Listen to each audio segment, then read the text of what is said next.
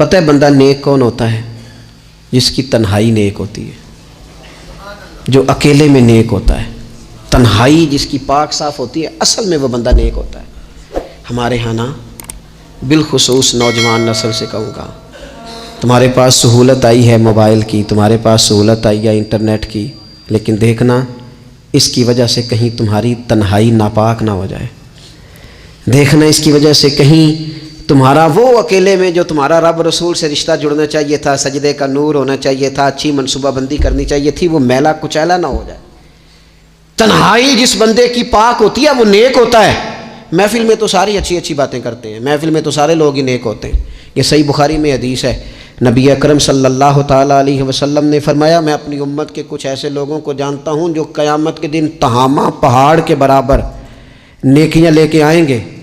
تہامہ پہاڑ تھا ایک بڑا سفید رنگ کا، اس پہاڑ کے برابر وہ نیکیاں لے کے آئیں گے، لیکن فرمایا اللہ تعالیٰ ان کی نیکیوں کو ہوا میں اڑا دے گا۔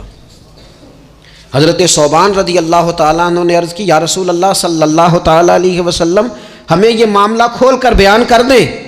حضور علیہ السلام فرمانے لگے، وہ راتوں کو عبادت بھی کرتے ہیں، اللہ کی بارگاہ میں بھی حاضر ہوتے ہیں، لیکن فرمایا ان لوگوں کا مسئلہ یہ ہے، ان کا نقصان یہ ہے، گھاٹا اور خسارہ یہ ہے کہ جب وہ اکیلے ہوتے ہیں تو رب کی حرمتوں کو پامال کرتے ہیں، دین کی حدوں کو توڑتے ہیں، تنہائیوں میں رب کی نافرمانی کرتے ہیں۔ نتیجہ کیا نکلتا ہے کہ وہ جو لوگوں کے بیچ نیکیاں کی ہوتی ہیں، نمازیں پڑھی ہوتی ہیں، عبادتیں کی ہوتی ہیں، صدقات کی ہوتے ہیں، وہ بھی ضائع ہو جاتے ہیں۔ اگر یہ لوگ اپنی تنہائی پاک کر لیں تو ان کی باقی ساری عبادتیں بھی محفوظ ہو جائیں گی۔ اپنی تنہائی پر توجہ دیں، اپنی بالخصوص نوجوانوں، میری آپ سے بڑی درد مندانہ اپیل ہے، اپنی تنہائی میں نا رب کی بارگاہ میں حاضر ہو، اچھے ارادے کرو، اچھی منصوبہ بندی کرو، لمبی دعائیں مانگو۔